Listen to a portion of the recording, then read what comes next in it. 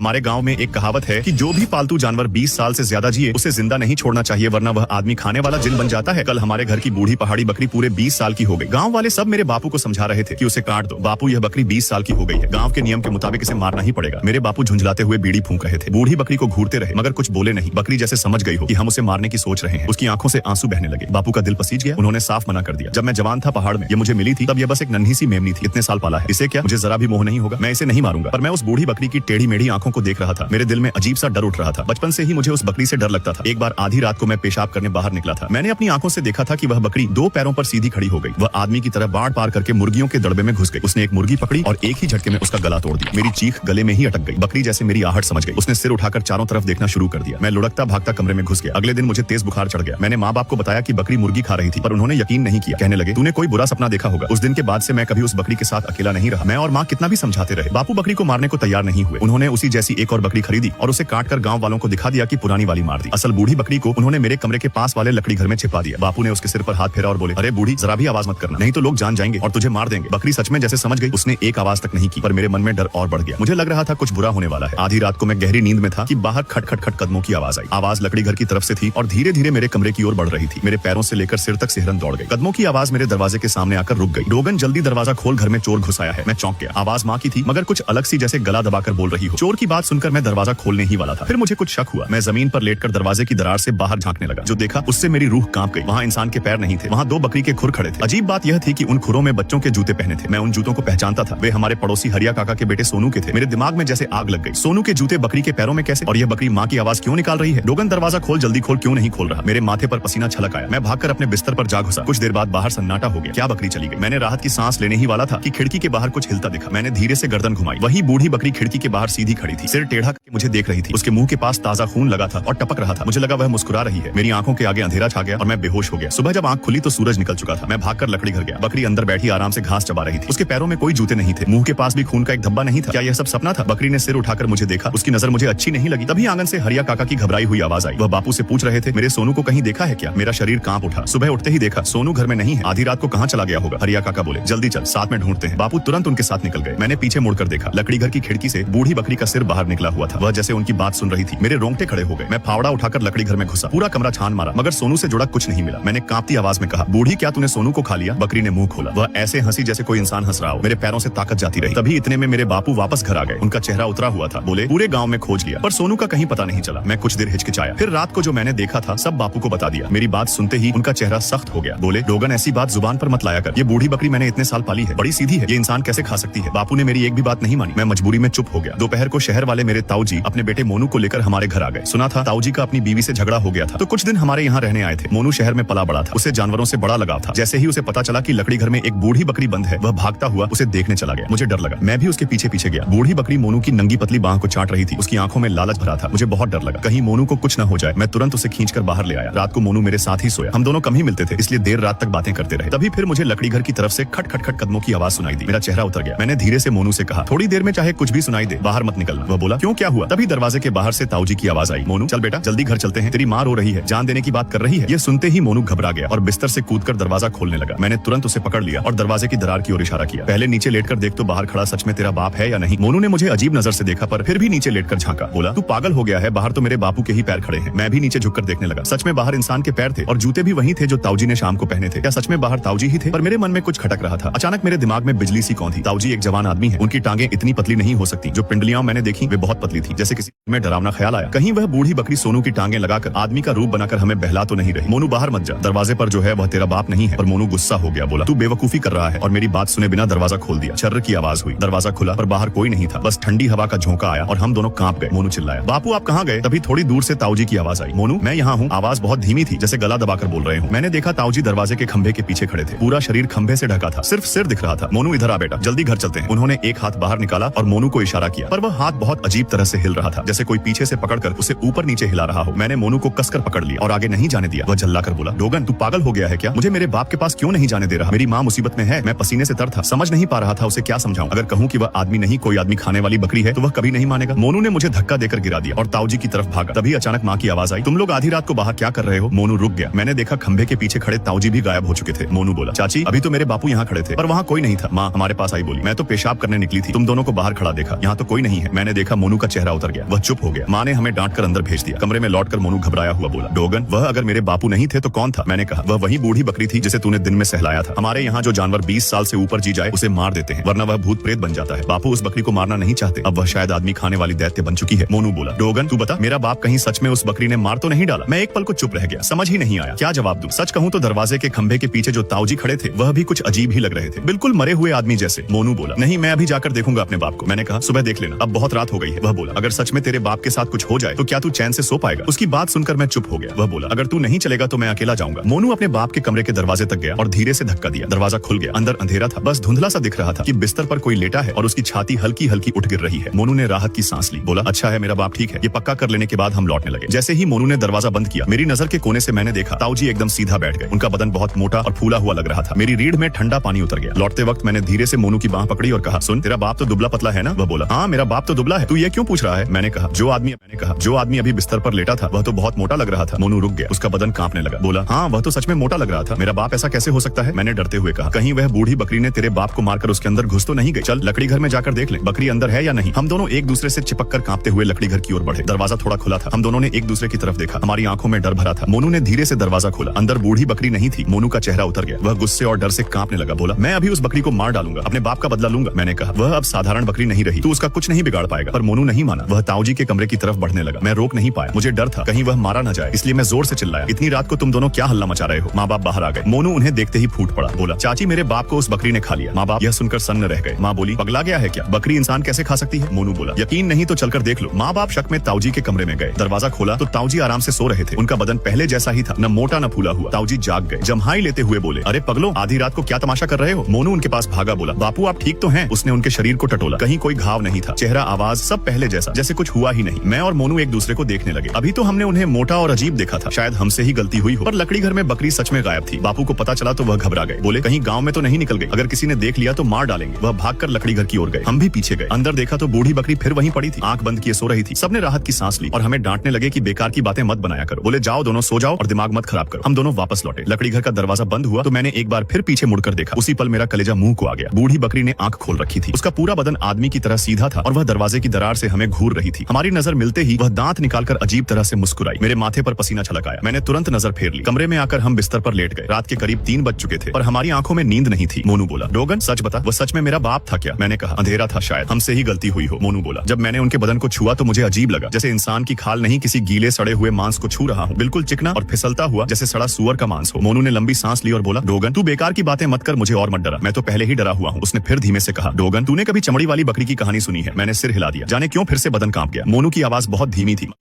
धीमी थी मगर उसमें ऐसा डर था कि रोंगटे खड़े हो जाए। उसने कहा, तू कहता है 20 साल से ऊपर का जानवर आदमी खाने वाला जिन बन जाता है? मुझे याद आया, बचपन में पड़ोस के बुजुर्ग एक किस्सा सुनाते थे। कहते थे, एक किस्म की बकरी होती है जिसे लोग चमड़ी वाली बकरी कहते हैं। वह चुपके से इंसान की खाल उतार लेती है और खुद उस खाल को पहन लेती है। फिर वह उसी आदमी की चाल ढाल, आवाज, हर हरकत की नकल करती है, यहाँ तक कि उसकी यादें भी अपने पास रख लेती है। कई बार तो घर वालों को भी पता नहीं चलता कि उनके बीच कौन सा आदमी असली है और किसकी खाल उतार ली गई है। कहते हैं, जब वह ऐसी 6 खालें उतार लेती है तब वह पूरी तरह इंसान बन जाती है और आखिरी जिसको उसने उतारा होता है उसी का रूप लेकर जीती है। यह सुनकर मेरी पीठ पर बर्फ सा पसीना बहने लगा और पता नहीं मेरा वहम था या सच, मगर कमरे में अजीब सी ठंडी हवा महसूस होने लगी। मोनू मेरी तरफ टकटकी लगाए देख रहा था। उसकी काली पुतलियां और फैलती जा रही थी। वह बोला, डोगन कहीं ऐसा तो नहीं कि मैं ही वह हूँ जिसकी खाल उतर चुकी है? मैंने कांपते हुए कहा, मोनू बेकार की बातें मत कर, मुझे मत डरा, मैं पहले ही डरा बैठा हूँ। अगर तूने फिर ऐसी बात की तो मैं कल ही सरपंच को बता दूंगा और वह लोगों को लेकर आएगा और उस बूढ़ी बकरी को मार डालेगा। मोनू कुछ नहीं बोला, बस बिना पलक झपकाए मुझे घूरता रहा। उसकी काली पुतलियां धीरे धीरे सिकुड़कर सीधी पतली लकीर जैसी हो गई। वह फुसफुसाया, डोगन जब तू पैदा हुआ था तभी से मैं तेरे मांस पर नजर लगाए बैठा हूँ। इतना कहकर जैसे कोई चीज मोनू की खाल के अंदर से बाहर निकलने लगी। मैं चीख पड़ा और झटके से जाग गया। मोनू गुस्से में बोला, क्या हुआ, क्यों चिल्ला रहा है? तूने तो मेरी भी नींद खराब कर दी। मैं उसे ऐसे देख रहा था जैसे कोई भूत देख लिया हो। मैं बिस्तर से कूदकर दरवाजे के पास जा खड़ा हुआ, उससे दूर। वह बोला, तुझे क्या हो गया, पागल हो गया है क्या? मैं उसे ऊपर से नीचे तक देखने लगा। उसके शरीर पर कहीं कोई जख्म नहीं था। क्या सच में वह सब सपना था? मैंने हकलाते हुए पूछा, तूने मुझसे चमड़ी वाली बकरी की कहानी कही थी क्या? मोनू हैरान होकर बोला, कौन सी कहानी? तू क्या बकवास कर रहा है? यह सुनते ही मैंने राहत की सांस ली। लगता है रात को मुझे बुरा सपना आया था, पर मैं मन ही मन ठान चुका था कि आज चाहे जो हो उस बूढ़ी बकरी को जिंदा नहीं रहने दूंगा और जो कुछ मैंने देखा सब सरपंच को बताऊंगा। तभी माँ ने हमें उठाकर खाने को बुलाया। मैं और मोनू रसोई में पहुंचे तो ताऊजी आराम से बैठकर खिचड़ी खा रहे थे। वह माँ की तारीफ करते जा रहे थे। बोले, अरे भाभी तुम्हारे हाथ का स्वाद तो कमाल है। उनका चेहरा, चाल ढाल सब पहले जैसा था। मैंने गौर से देखा, उनके शरीर पर कोई घाव नहीं था। क्या सच में हम दोनों को ही भ्रम हुआ था? ताऊजी ने हमें घूरते देखा तो हंसकर बोले, क्या देख रहे हो, मेरे मुंह पर कुछ लगा है क्या? मैंने जल्दी से कहा, नहीं कुछ नहीं। वह जोर जोर से फूंक मारकर गर्म खिचड़ी खा रहे थे, जैसे उन्हें गर्मी का एहसास ही नहीं। मैं ध्यान कहीं और लगाए खा रहा था और चोरी से ताऊजी को देख रहा था। तभी अचानक मैंने देखा उनकी आंखें जो सामने देख रही थी एकदम किनारे को मुड़ गई और सीधी मुझे घूरने लगी। एक पल को उनकी पुतलियां पतली काली लकीरों जैसी हो गई। मेरा मेरा हाथ कांप गया। गरम खिचड़ी लगभग गिर ही गई थी। अगले ही पल उनकी आंखें फिर सामान्य हो गई। जैसे मेरे होंठ कांप रहे थे। मैं मोनू को बताना चाहता था और देखा उसका चेहरा भी पीला पड़ा था। उसके माथे पर मुझसे ज्यादा पसीना था। उसने मेरा हाथ पकड़ा और जल्दी से बाहर खींच लाया। पीछे से माँ की आवाज आई, अरे दोनों नालायक खाना छोड़कर कहाँ भाग रहे हो? बाहर आकर मोनू ने कांपती आवाज में कहा। मैंने भी ताऊजी की आंखें बदलते देखी। अब क्या करेंगे? मैंने कहा चल सरपंच के पास चलते हैं। अब मुझे बापू की जिद की परवाह नहीं। अगर उन्होंने बकरी को नहीं मारा तो वह हम सबको मार डालेगी। मैं और मोनू सीधे सरपंच के घर पहुंचे। सरपंच और उनकी बूढ़ी अम्मा दोनों घर पर थे। गाँव में सब उन्हें माई कहकर बुलाते थे। जवान दिनों में वह झाड़ फूंक करती थी और ऐसे मामलों की समझ रखती थी। मैंने हांफते हुए कहा, माई बापू ने उस बूढ़ी बकरी को नहीं मारा। फिर मैंने शुरू से लेकर अब तक की सारी बात एक एक करके उन्हें सुना दी। मेरी बात सुनते ही सरपंच का चेहरा सख्त हो गया और वह घबराकर बोले, तू कह क्या रहा है? अगर यह सच है तो बात बहुत बिगड़ चुकी है। सरपंच घबराकर बोले, अरे ये क्या कर डाला? इतना बड़ा अनर्थ? फिर खुद ही बोले, छोटे लाल को पूरी तरह दोष भी नहीं दे सकते। उसने इस बकरी को इतने साल पाला है। हो सकता है बकरी ने उसी के मन को पहले ही अपने बस में कर लिया हो। इतनी उम्र की बकरी अगर जिंदा है तो वह साधारण नहीं रही। वह पक्का कोई जिन्न प्रेत बन चुकी है। वह तेरे बाप के दिमाग को मोड़ दे। ये उसके लिए कुछ भी नहीं। तेरे ताऊजी और सोनू को अब बचाया नहीं जा सकता। उनकी खाल वह बकरी उतार चुकी है। ये साधारण प्रेत नहीं है। इसे चमड़ी वाली बकरी कहते हैं। जब वह छठी खाल पहन लेगी तब पूरी तरह इंसान बनकर उसी का रूप धरकर जीने लगेगी। माई की नजर मोनू पर पड़ी जो पत्थर सा खड़ा था। उनकी कही बात हूबहू वैसी ही थी जैसी बात मैंने रात सपने में मोनू से सुनी थी। मोनू की आंखें लाल हो गईं और आंसू बह निकले। वह रोते हुए बोला, मेरा बाप सच में मर गया। उसे उस बकरी ने मार दिया। उसे टूटता देखकर मेरा दिल बैठ गया। अगर बापू ने जिद न की होती तो ताऊजी जिंदा होते, सोनू भी बच जाता। सरपंच ने दांत भींचकर कहा, इस बकरी को मारना ही पड़ेगा। फिर उन्होंने अपनी बीवी से कहा, अरे बुढ़िया तुम जाकर कस्बे से कसाई को बुलवाओ। सरपंच खुद भी हैरान थे। बोले, कसाई को क्यों बुलाना पड़ेगा? माई बोली, ऐसी जिन्न बनी बकरी को साधारण छुरी से नहीं मारा जाता। कसाई की काटने वाली छुरी में बहुत मारक ताकत होती है। वही इसे काबू कर सकती है। सरपंच ने हामी भरी और तुरंत कस्बे की तरफ निकल गए। माई ने मोनू से कहा, तू जरा बाहर बैठ, मैं डोगन से अकेले में बात करूंगी। मोनू ने मुझे घबराई नजर से देखा मगर बाहर चला गया। मुझे समझ नहीं आया माई उसे अलग क्यों कर रही है। माई धीरे से बोली, डोगन अब जो मैं कहूंगी उससे डरना मत। मोनू को उस बूढ़ी बकरी ने पहले ही मार दिया है। अब बस उसकी खाल बची है। ये सुनते ही मेरा चेहरा सफेद पड़ गया। माई ने दरवाजे पर टंगी हवा की घंटी की ओर इशारा किया। बोली, जब तुम दोनों अंदर आए थे तो यह घंटी बजी थी। ये साधारण घंटी नहीं है। ये पहचान लेती है कि अंदर आने वाला जिंदा इंसान है या कुछ और। अगर कोई अपवित्र चीज आती है तो यह अपने आप बज उठती है। मेरे पैरों तले जमीन खिसक गई। मोनू कब मारा गया? मुझे कुछ पता ही नहीं चला। माई ने पूछा, डोगन कल रात बाद में तू सो गया था क्या? मैंने सिर हिला दिया। माई बोली, बहुत मुमकिन है उसी वक्त वह मारा गया हो। जो सपना तूने देखा वह सपना नहीं था, सच था। वह चमड़ी वाली बकरी 3 खालें उतार चुकी है। अगर 3 और उतार लेगी तो इंसान बन जाएगी। सोच, 3 और उतार लेगी तो इंसान बन जाएगी। सोच उसका अगला निशाना कौन होगा? अगर ताऊजी और सोनू 2 हो गए तो फिर माँ बाप और आखिरी मैं ही छठा होऊंगा। क्या वह मेरी जगह लेना चाहती है? मैं रो पड़ा। माई, हमें बचा लो। माई बोली, सरपंच कसाई को लेकर आएंगे तब मैं भी कुछ उपाय करूंगी, तब जाकर वह बकरी मरेगी। मैंने पूछा, तब तक माँ बाप का क्या होगा? क्या वह बकरी उन्हें भी मार देगी? माई ने मुझे एक ताबीज दिया। बोली, इसे अपने पास रखना। जब तक यह तेरे पास रहेगा वह बकरी तेरे माँ बाप को हाथ नहीं लगा पाएगी। मैंने जल्दी से ताबीज जेब में रख लिया और बाहर आ गया। मोनू दरवाजे पर ही खड़ा था। मुझे देखते ही पूछने लगा, माई ने क्या कहा? मैं एक पल को पीछे हट गया और खुद को संभाला और बोला, माई ने बस इतना कहा कि जब बकरी को मारेंगे तब तेरे बाप शायद रोकने आएंगे, इसलिए ध्यान रखना। वह सीधे तुझसे नहीं कह सकती थी कि तेरे बाप मर चुके हैं, इसलिए मुझे समझाया। मेरी बात सुनकर मोनू शांत रहा पर मैं उससे दूर ही खड़ा रहा। वह अचानक बोला, डोगन कहीं सरपंच और माई ही उस चमड़ी वाली बकरी के भेस में तो नहीं? मैं मन ही मन हंसा समझ गया। ये वही बकरी है जो हमें आपस में लड़वाना चाहती है। तभी मोनू ने मेरा हाथ पकड़ लिया। मैं घबरा गया पर वह मुझे खींचकर सरपंच के घर की खिड़की तक ले गया। खिड़की की चौखट पर साफ बकरी के खुरों के निशान थे। वह बोला, देख लगता है वह बूढ़ी बकरी रात को यहाँ भी आई थी। अगर वह खिड़की से अंदर घुसी होगी तो घंटी नहीं बजी होगी और शायद माई और सरपंच की खाल भी उसने उतार ली हो। ये ख्याल मेरे दिमाग में घूमने लगा और सब कुछ और उलझता चला गया। वह ख्याल मेरे दिमाग से हट ही नहीं रहा था। माई ने जो ताबीज मुझे दिया था वह कपड़ों के अंदर हल्का हल्का गर्म हो रहा था। क्या सच में यह मुझे बचा रहा है या कोई चाल है? और अगर सरपंच कस्बे कसाई लाने नहीं बल्कि जानबूझकर समय काटने गए हों तो जितना सोचता उतना ही मेरी रीढ़ ठंडी पड़ जाती। पर मैं मोनू की बातों पर पूरा भरोसा भी नहीं कर सकता था क्योंकि या तो वह बकरी उसके रूप में है या फिर सरपंच और माई में से कोई। मुझे सबसे ज्यादा डर माँ बाप की जान का था। मैं दौड़ता हुआ घर की ओर भागा। पीछे से मोनू चिल्लाया, डोगन रुक, मैं भी आ रहा हूँ। जब मैं घर पहुंचा तो माँ आंगन में कपड़े धो रही थी और बापू कुर्सी पर धूप सेंक रहे थे। मैंने राहत की सांस ली पर अब समझ नहीं पा रहा था कि जेब में रखा ताबीज फेंक दूं या संभाल कर रखूं। ये मुझे बचा रहा है या मुझे ही जाल में फंसा रहा है? मैंने बापू से पूछा, ताऊजी कहाँ है? बापू बोले, वह बूढ़ी बकरी के पास लकड़ी घर में है। मैं घबराकर लकड़ी घर की ओर भागा। अंदर बूढ़ी बकरी नहीं थी। जमीन पर बस एक पतली सी इंसानी खाल पड़ी थी जो ताऊजी की थी। मेरा दिल धक से रह गया। अब वह बकरी किसकी खाल पहनकर घूम रही है? तभी पीछे से मोनू आया। उसने जमीन पर पड़ी खाल देखी और जोर जोर से रोने लगा। मैं समझ नहीं पा रहा था वह सच में रो रहा है या नाटक कर रहा है। उसके रोने की आवाज सुनकर माँ बाप भी आ गए। माँ खाल देखते ही धम्म से जमीन पर बैठ गई। रोते हुए बोली, ये क्या हो गया? बापू का चेहरा छूने जैसा सफेद हो गया। वह बड़बड़ाने लगे, मोनू का बाप उसे खा गया। वह बकरी सच में जिन्न बन गई। मैं तो तब से कह रहा था उसे मार दो। डोगन सच कह रहा था। सोनू भी उसी ने खाया होगा। बापू आंखों में आंसू भरकर अपने गाल पर खुद थप्पड़ मारने लगे। बोले, मेरी गलती है। उस दिन मन में जाने कैसी जिद थी कि बकरी को नहीं मारूंगा और अब वही जिद गायब हो गई। मुझे पता था बापू रोज उसके साथ रहते थे। जरूर उसने उनके दिमाग पर जादू किया होगा। मैंने कहा, मैंने सरपंच और माई को सब बता दिया है। वह कसाई लेकर आएंगे और उसे मार डालेंगे। माँ का चेहरा थोड़ा संभला। बापू बोले, इस सब के बाद मैं खुद हरिया काका से माफी मांगूंगा। चाहे वह जो सजा दे मैं दूंगा। अगर जान भी मांग लें तो दे दूंगा। तभी मेरी नजर मोनू पर पड़ी। वह चुपके से मेरी जेब की ओर देख रहा था जहाँ ताबीज रखा था। उसी पल मुझे समझ आ गया, बकरी इसी के अंदर छिपी है। वह जानबूझकर खुरों के निशान दिखाकर मुझे ताबीज फेंकने को उकसा रही थी। मैंने तुरंत हाथ जेब पर रख लिया और ताबीज कसकर पकड़ लिया। मोनू ने मेरी हरकत देख ली और अब वह सीधा मुझे घूरने लगा। उसकी आंखों में जहर था। तभी बाहर से सरपंच की आवाज आई। वह कसाई को लेकर लौट आए थे। मेरे भीतर उम्मीद जगी। मोनू का चेहरा बदल गया। वह वह भागने को मुड़ा। मैं झपट कर उस पर कूद पड़ा और उसे जमीन पर दबोच लिया। मैं उससे मजबूत था, उसे कसकर पकड़े रहा। तभी माई अंदर आई और मेरी पकड़ में तड़पते मोनू को देखकर बोली, अब बहुत हो गया, तू 3 जाने ले चुका है, अब तेरा अंत होगा। मोनू जोर से छटपटाने लगा। मैं लगभग उसे रोक नहीं पा रहा था। तभी कसाई आगे बढ़ा। उसके हाथ में एक जिंदा मुर्गा था। उसने मुर्गे की गर्दन काटी और ताजा खून सीधे मोनू के चेहरे पर छिड़क दिया। मोनू चीखा और उसकी त्वचा धुआं छोड़ने लगी जैसे जल रही हो। माई ने उस पर मुट्ठी भर कच्चा चावल फेंका। वह दर्द से तड़पता जमीन पर लौटने लगा। मैं हटकर खड़ा हो गया। कुछ ही देर में उसका शरीर पिचके हुए थैले की तरह ढीला पड़ गया और बस एक खाली खाल बची रह गई। उसी खाल के अंदर से वह बूढ़ी बकरी बाहर निकली और भागने लगी। कसाई ने फुर्ती से छुरी चलाई और एक ही वार में उसका सिर धड़ से अलग कर दिया। बकरी की आखिरी चीख गूंजी और उसका सिर जमीन पर लुढ़क गया। उसी पल मेरी जेब में रखा ताबीज ठंडा पड़ गया। मैंने गहरी सांस ली। लगा जैसे पहाड़ हट गया हो। आखिरकार वह डरावना खेल खत्म हो गया था। आपको ये पूरी कहानी कैसी लगी कमेंट में बताएं और सब्सक्राइब करें ऐसी ही मजेदार वीडियोस के लिए।